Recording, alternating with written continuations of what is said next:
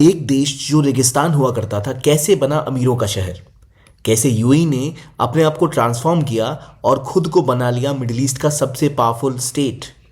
क्या कहानी है मिडिल ईस्ट की। असल में बहुत ही चालाकी के साथ और बहुत ही स्ट्रांगली अपने आप को मिडिल ईस्ट में इस तरह प्रोजेक्ट करता है कि न सिर्फ वो डेवलप कर रहा है बल्कि दुनिया के बाकी देशों के साथ अपने संबंध कुछ इस तरह ग्रो कर रहा है जो उसके फ्यूचर को भी सिक्योर कर रहे हैं।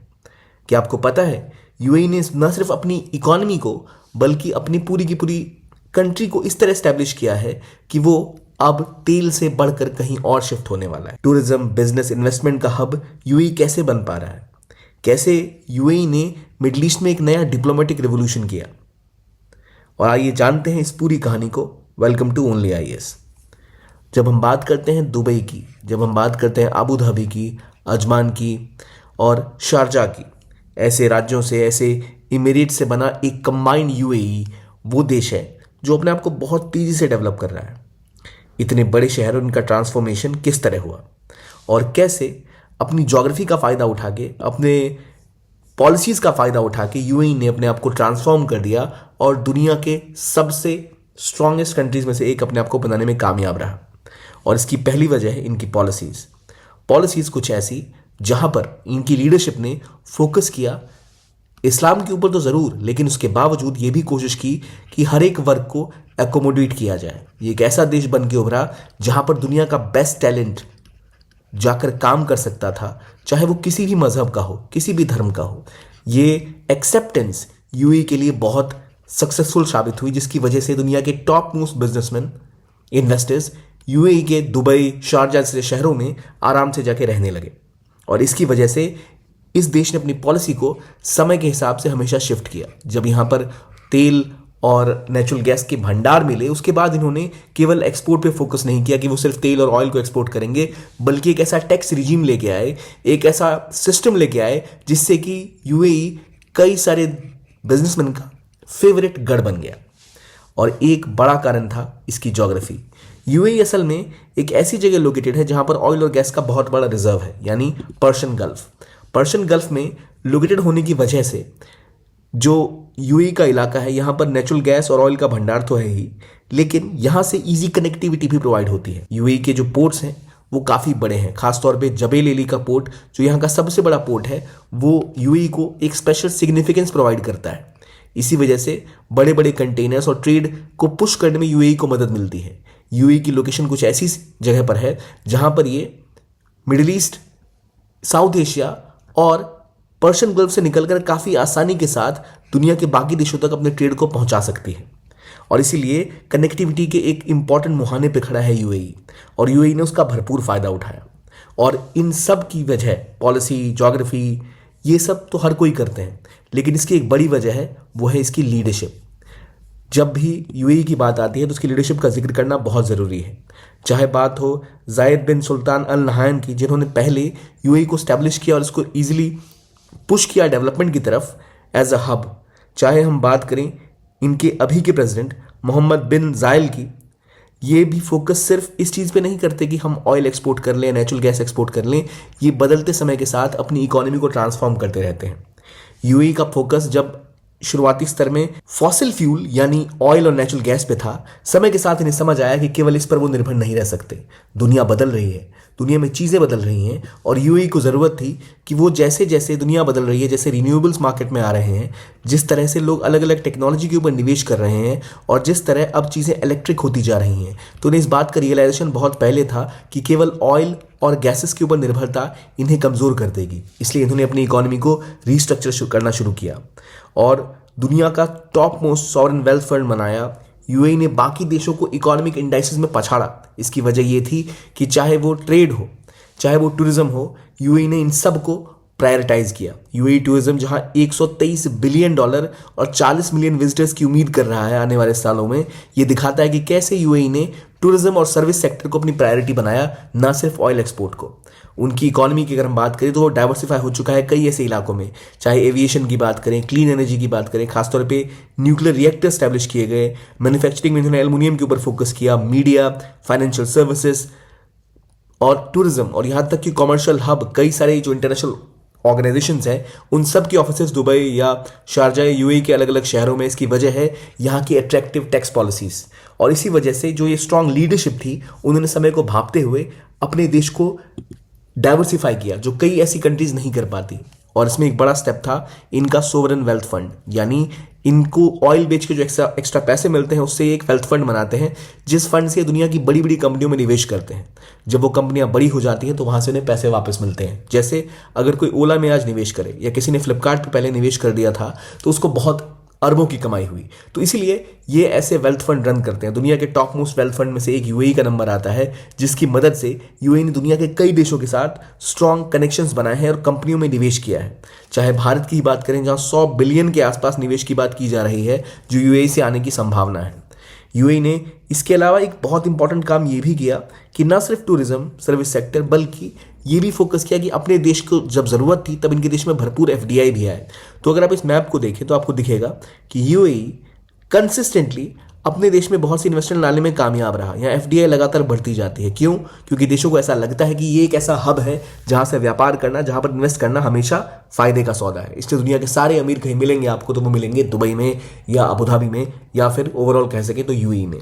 इन सब की वजह ये इकोनॉमिक ग्रोथ, ये ट्रेड, चाहे इंडिया के साथ बात करें जहां 100 बिलियन से भी ज़्यादा इनका बायलैटरल ट्रेड पहुंच गया है, चाइना के साथ इनका ट्रेड फ्लॉरिश कर रहा है, यूएई के साथ ट्रेड फ्लॉरिश कर रहा है। लेकिन इन सब के बाद एक चीज़ आती है जो यूएई और मिडल ईस्ट को खास बनाती है, वो है यहाँ का जोग्राफिकल कंसर्न। यहाँ वॉर, कॉन्फ्लिक्ट हमेशा बढ़ते रहते हैं, और इसी चीज़ को देखते हुए यूएई ने अपने आप को रीजन में भी एक्टिव रखा।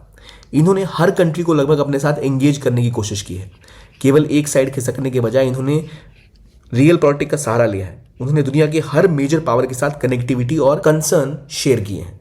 जब बात आती है मिडिल ईस्ट की, तो इनका सबसे करीबी मित्र और एक तरह का राइवल भी कोई है तो वो सऊदी अरेबिया है। याद रखिए, सऊदी अरेबिया और यूएई दोनों ही असल में सुन्नी मेजॉरिटी कंट्रीज हैं। इसके बावजूद यूएई ने सऊदी अरब से अलग हटते हुए ईरान के साथ संबंधों को बिल्कुल खारिज नहीं किया, बल्कि उनके साथ भी संबंधों को कुछ लेवल पर एक्टिव रखा है। इतना ही नहीं, जहां ये यूएसए के इंपॉर्टेंट स्ट्रैटेजिक पार्टनर हैं, इसके बावजूद इन्होंने रशिया को नहीं छोड़ा। अपनी स्ट्रैटेजिक पार्टनरशिप को ग्रो किया इन्होंने यूएसए के साथ, लेकिन अभी जब रशिया के ऊपर सैंक्शन लगे हैं तब भी यूएई ने रशिया के साथ कनेक्टिविटी जारी रखी है। और चाइना इनका एक क्लोज पार्टनर बन के उभरता दिख रहा है। जब यूएई को पता है कि उन्हें अब ट्रेड में बढ़ोतरी चाहिए, उन्हें अब ऑयल एक्सपोर्ट करना है, तो वो सब यूएसए को नहीं कर सकते। यूएसए खुद एक ऑयल एक्सपोर्टर है, तो उन्होंने चाइना का भी साथ लेना स्टार्ट किया। और लगातार 1984 में जब यूएई और चाइना की डिप्लोमेटिक रिलेशन स्टार्ट हुई है, वहां से लेकर आज की बात करें जहां 55 से भी ज़्यादा अमीराती कंपनी चाइना में ऑपरेट करती हैं, वो दिखाता है कि किस तरह यूएई ने चालाकी के साथ न सिर्फ अमेरिका के साथ स्ट्रैटेजिक पार्टनरशिप ग्रो करी, सिक्योरिटी कोऑपरेशन बढ़ाई, बल्कि चाइना और रशिया को भी बिल्कुल नहीं छोड़ा। बात सिर्फ इतनी ही नहीं, सऊदी अरब के साथ मिलकर, जहां ये गल्फ कोऑपरेशन काउंसिल जीसीसी के मेंबर हैं और ओपेक के मेंबर हैं, लेकिन इसका मतलब ये नहीं कि वो बाकी चीज़ों को छोड़ गए।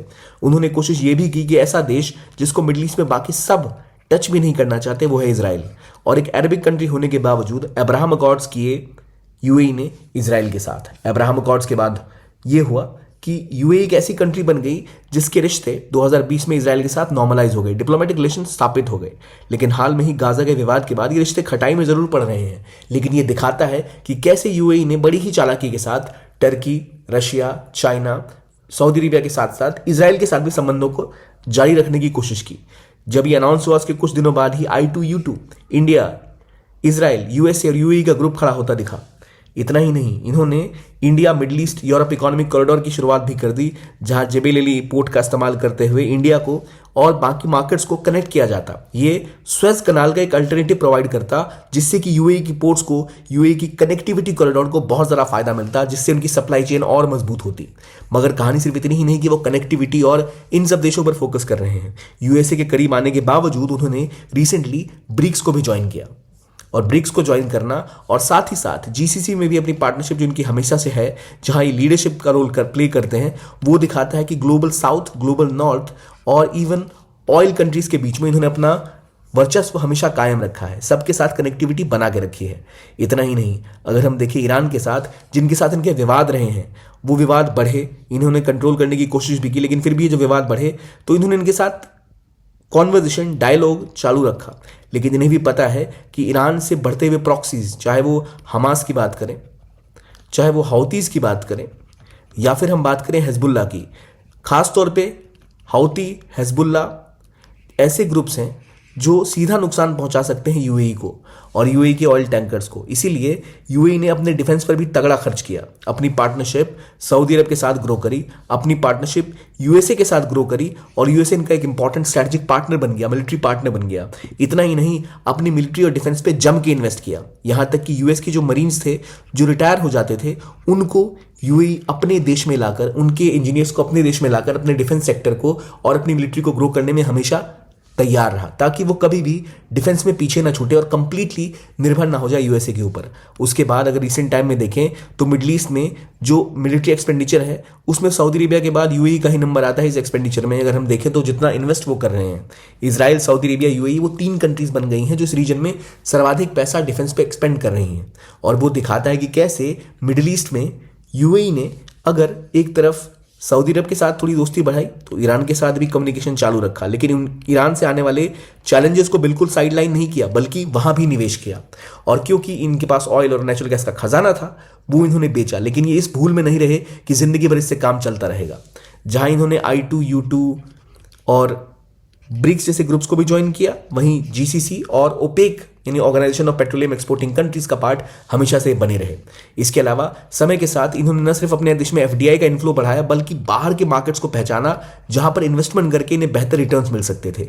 जो इन्वेस्टमेंट इन्हें बेहतर रिटर्न्स दे सकते थे उनमें इंडिया, इंडोनेशिया, थाईलैंड जैसे ग्रोइंग मार्केट्स थे जिनमें इन्होंने जम के निवेश किया है।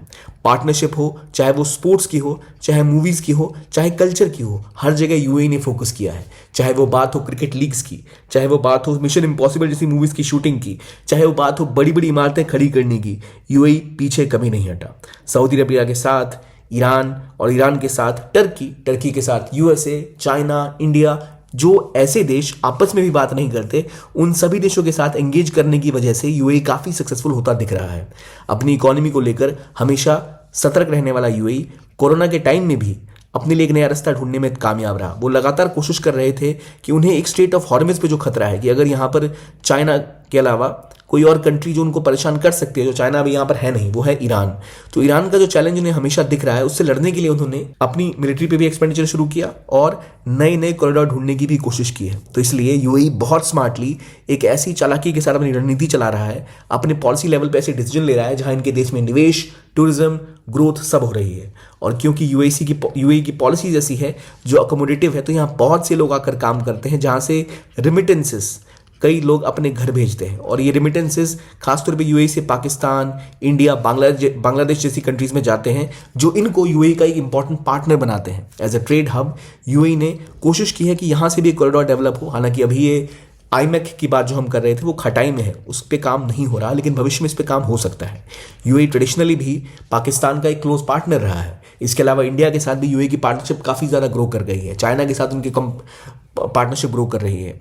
और इसी कारणों से हम कह सकते हैं कि यूएई एक ऐसी कंट्री है जो सचमुच अपनी पॉलिसीज़ को मैक्सिमाइज कर रही है। स्ट्रॉन्ग लीडरशिप, अच्छी पॉलिसी मेकिंग और अपनी ज्योग्राफी का भरपूर फायदा उठा रही है। पर चैलेंज है अब यूएई के सामने भी। चैलेंज ये है कि डिक्टेटरशिप कितने दिन चलेगी, क्या लोग कभी आवाज़ नहीं उठाएंगे?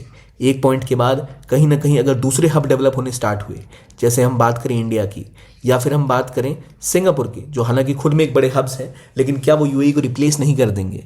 क्या दुनिया में जब डिजिटाइजेशन और एआई की तरफ रेवोल्यूशन आ रहा है, तो क्या इस कॉन्फ्लिक्ट में जो इजराइल और पैलेस्टाइन के बीच हमेशा बना रहता है, वो कॉन्फ्लिक्ट जो ईरान और सऊदी अरेबिया के बीच बना रहता है, उस बीच में फंस के कहीं यूएई भी उस वॉर का हिस्सा ना बन जाए जहां इसकी इतनी सारी मेहनत धरी की धरी रह जाएगी। इसीलिए यूएई को ध्यान रखना पड़ता है कि वो इस कैलकुलेशन में अपने हाथ न जलाए। हालांकि चैलेंजेस उसकी डिक्टेटरशिप को लेकर भी है, उसका शासन तंत्र जो है वहाँ सिविल राइट्स लोगों के पास नहीं है, ये समस्याएं हैं। लेकिन इसके बावजूद अगर हम देखें तो मिडल ईस्ट में एक ऐसी कंट्री जो काफ़ी स्टेबल, सिक्योर और सेफ मानी जाती है, वो है दुबई। और देखते हैं आगे भविष्य में जब ये कॉन्फ्लिक्ट मिडल ईस्ट में और बढ़ता है तो अपने आप को कैसे यूएई खड़ा कर पाता है। आई होप ये वीडियो आपको अच्छा लगा हो। देखने के लिए बहुत बहुत धन्यवाद। Keep on watching only IAS.